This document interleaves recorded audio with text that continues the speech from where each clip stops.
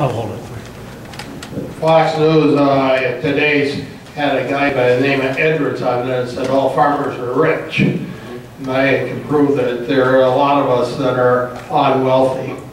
But the big argument is over the food stamp program and the other food programs which have nothing to do with agriculture.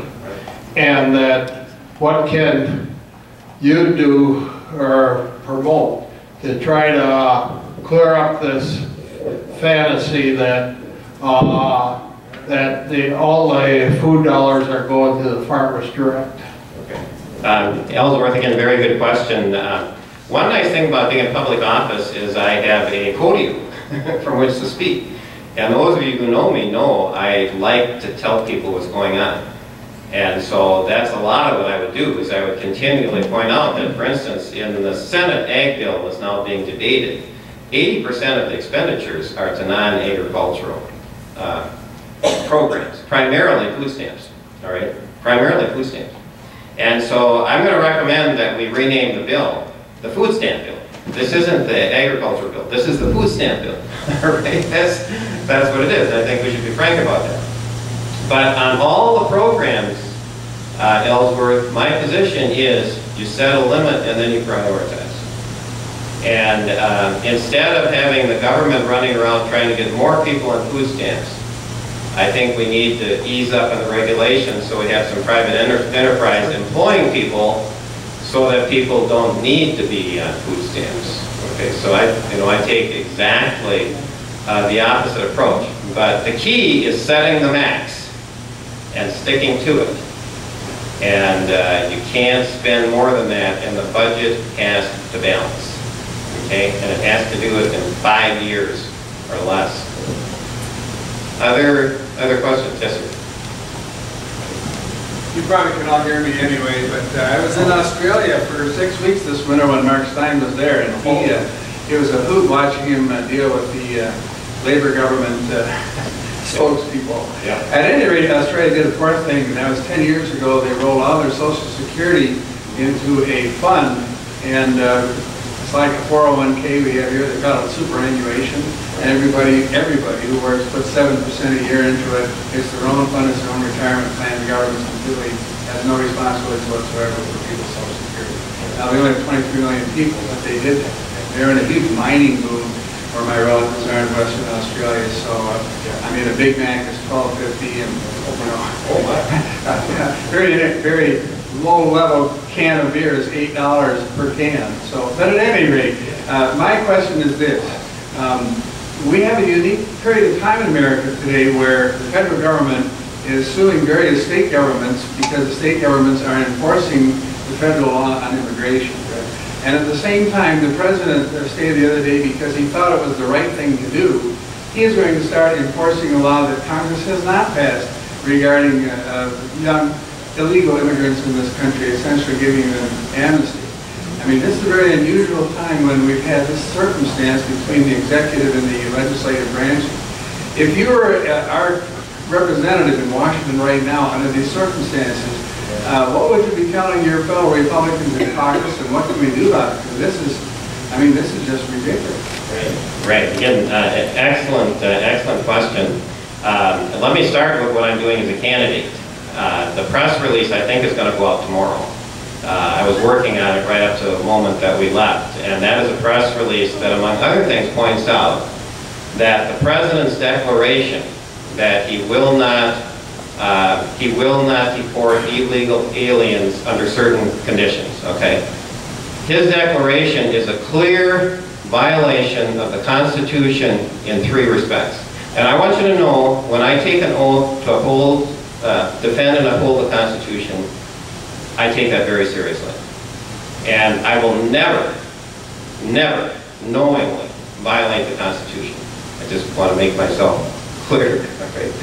But he's violating the Constitution in 3 ways. Number 1, Article 2 of the Constitution says that the President has the responsibility of enforcing the laws of the United States of America. All right? And what the President is doing is he's saying, I'm not going to enforce all the laws of the United States. Clear violation of the Constitution. Article 1 of the Constitution says the Congress shall make the laws regarding naturalization. That means immigration and becoming a citizen, not the President. He is violating the powers of Congress. Number 3, the Constitution makes it very clear, Articles 5 and 14, that the Constitution exists to protect the right of life, liberty, and property of all citizens. All right? We now, among other things, have illegals that are given work permits whereby they can compete against, let's say, a serviceman or servicewoman coming home from Iraq now has to compete with this illegal. Is that, is that in conformity with our Constitution? It is not. So what do you do? What do you do? In my judgment, and this is what I will propose, is that you simply draw the line. Now, how do you do that? You say to the President, it only takes one body of Congress to do this. Let's suppose that after the election, God forbid, the Democratic Party still controls the Senate and the presidency. Like I say, God forbid with 10 exclamation points. But let's suppose. Or you say, what if I were there now? The Republicans want to control the House. My position would be Republicans need to say to the President, okay, we see what you want to do, but I think you want some funding for some things, right? Let's see now, what did you want some funding for?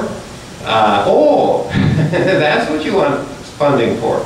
Well, I think we'll put some conditions on this funding.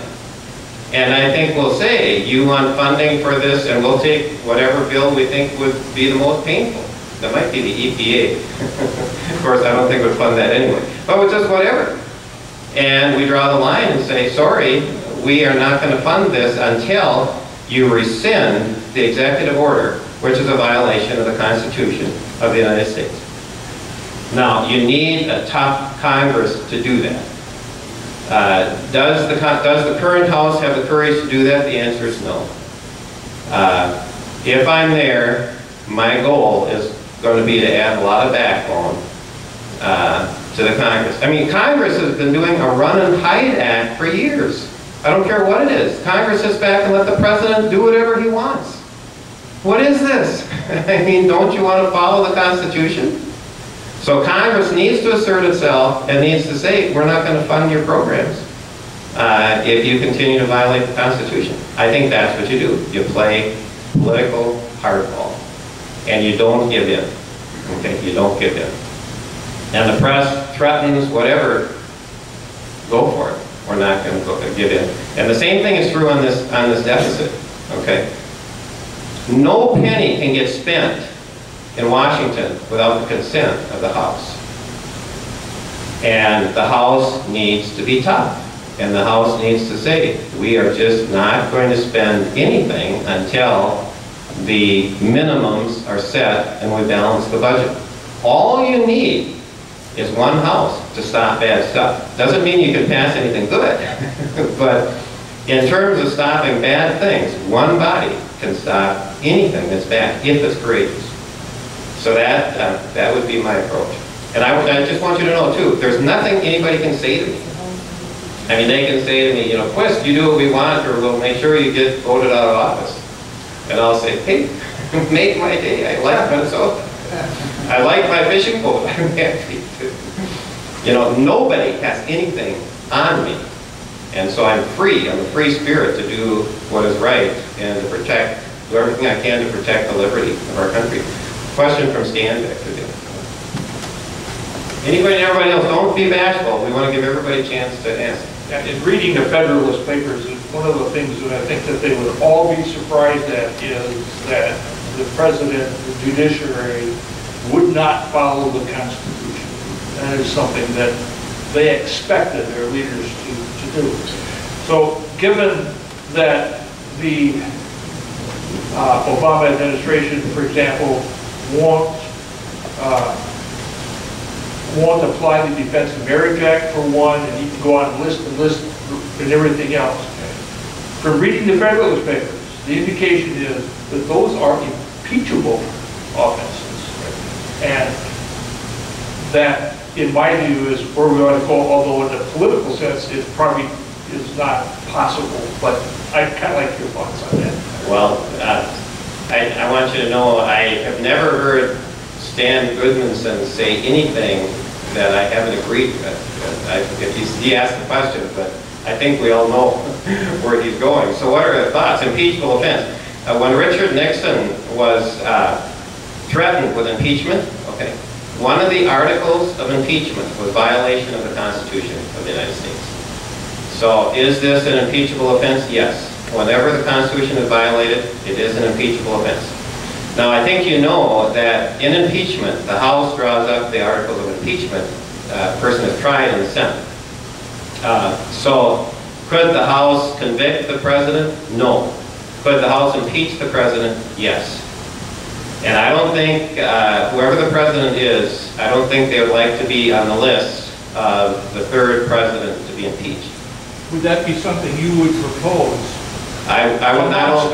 Amongst Stan, your fellows there when you're there. I would not only propose it, I would argue it to the utmost of my ability. And I would carry it like a banner to the American public. I mean, get real, folks. I mean, why should the Congress run and hide and let the president take over congressional responsibility? I mean, that's nuts. I'm trying to keep my language as peaceful as I can. Thank you. I mean, this is, what is wrong? What is wrong with our elected officials that they just let themselves be rolled over? I mean, what is going on? And you know what, I mean, and so what is going on is illustrated by this chart. I mean, how could this happen? How could this happen? We've got a Congress that is absolutely not willing to do the right thing.